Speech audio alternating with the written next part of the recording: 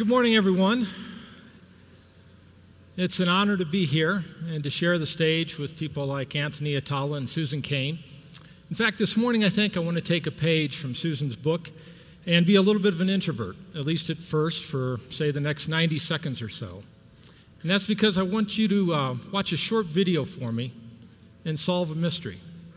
It's a murder mystery, actually, a British whodunit. And I want you to sit back and relax and see if you can figure out who the killer is.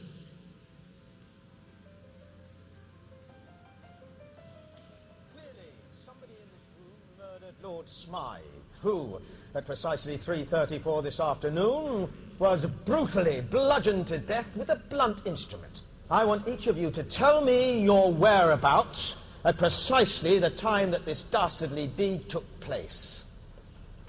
I was polishing the brass in the master bedroom. I was buttering his lordship's scones below stairs, sir. Why, I was planting my petunias in the potting shed. Constable, arrest Lady Smythe. But how did you know? Madam, as any horticulturist will tell you, one does not plant petunias until May is out. Take her away. That's right, madam. It's just a matter of observation. The real question is, how observant were you?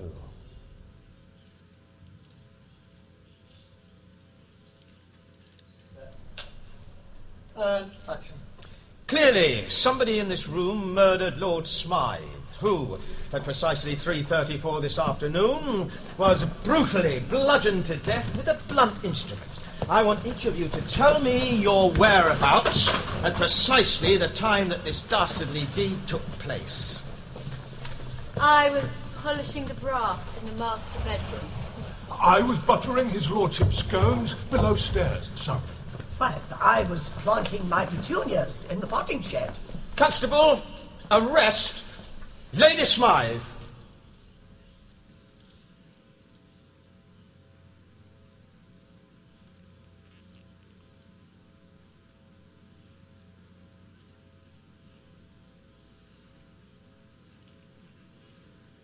Okay, now I'm no longer an introvert. There you go.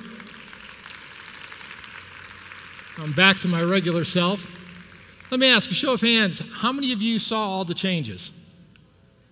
Anybody? How many of you saw no changes whatsoever?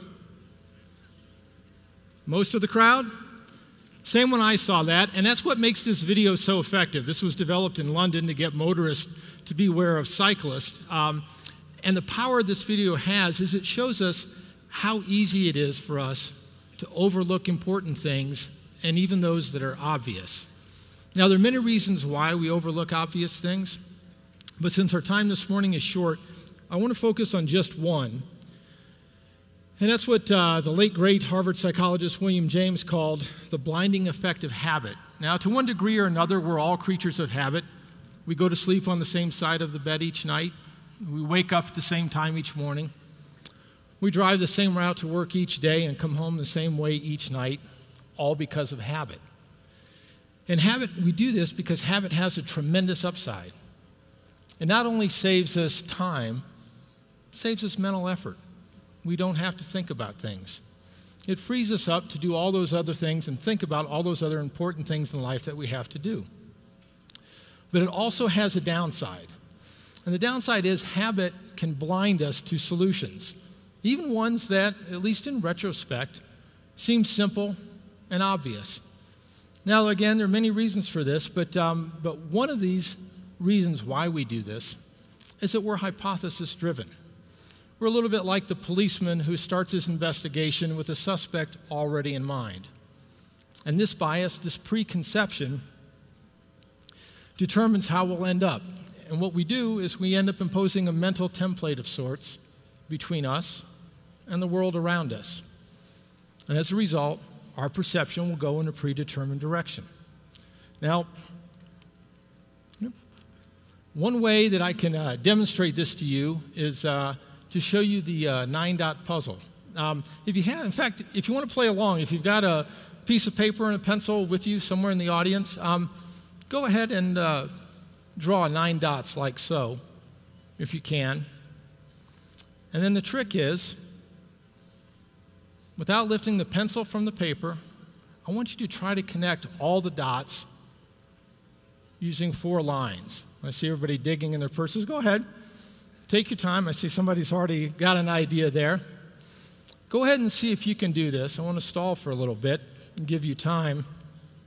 But I warn you, just because something is simple does not mean that it's easy. And in fact, as maybe some of you are now finding out, it's incredibly difficult to do this puzzle. In fact, the studies have shown that the odds of an ordinary person doing this are next to 0. How many of you have actually figured it out? Anybody get this? Some? Good. But what's crucial here is why most people don't get this, is that they don't have the insight. We tend to look at the problem and we think that the answer lies somewhere within the box formed by those dots. We literally think inside the box. That's the template our mind imposes on the problem, without ever realizing we've done it. And we fail to think outside that box. And that's why this problem is so very difficult to solve. Now, this of course raises a practical question for all of us, which is, how do you get people to think outside the box? Well, one approach to this problem was developed by Dr. Alan Snyder at the Center for the Mind at the University of Sydney in Sydney, Australia.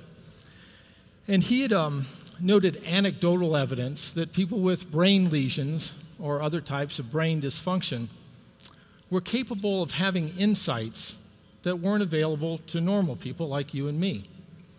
And he began to wonder if he could, in effect, mimic that dysfunction by inhibiting certain parts of the brain by implanting a small electrical charge in the brain. And the answer was yes, he could.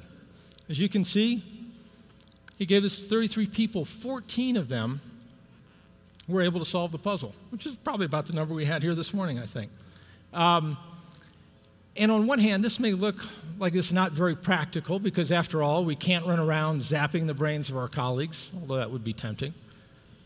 But I think the lesson from this is extremely practical no matter what you do.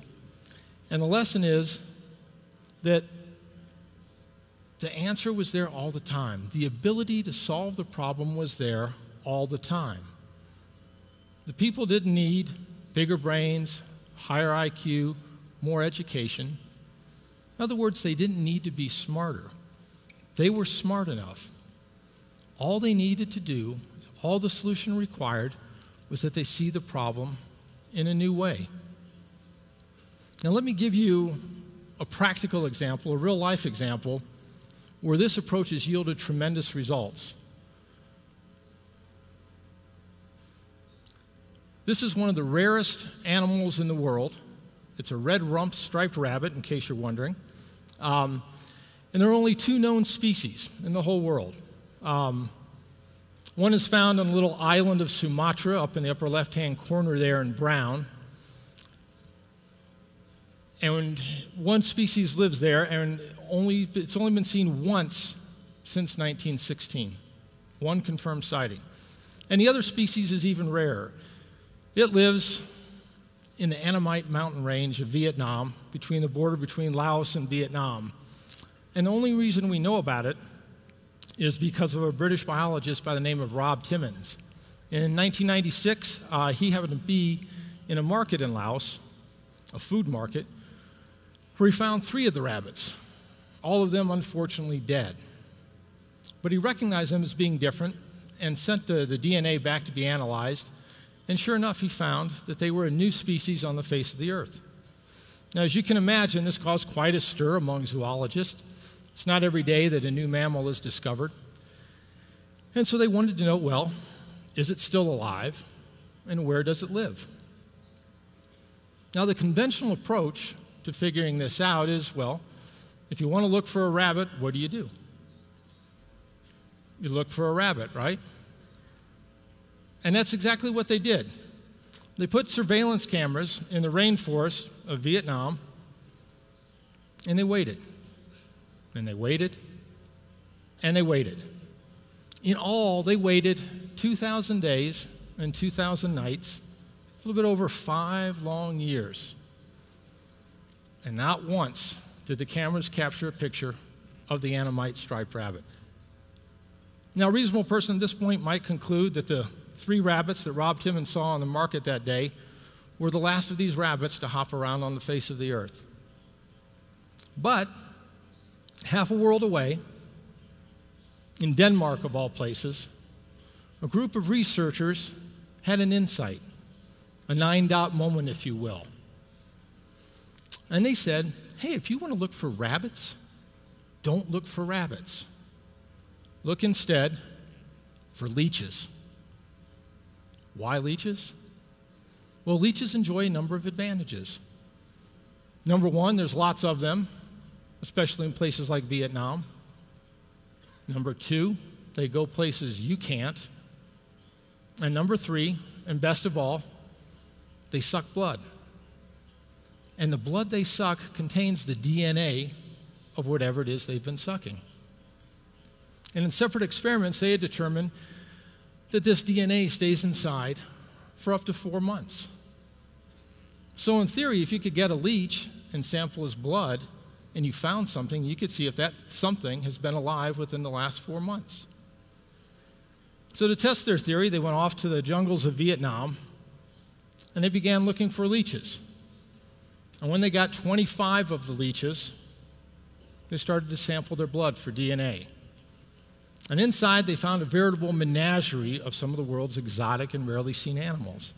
They found this guy, for instance, small-toothed ferret badger, rarely seen.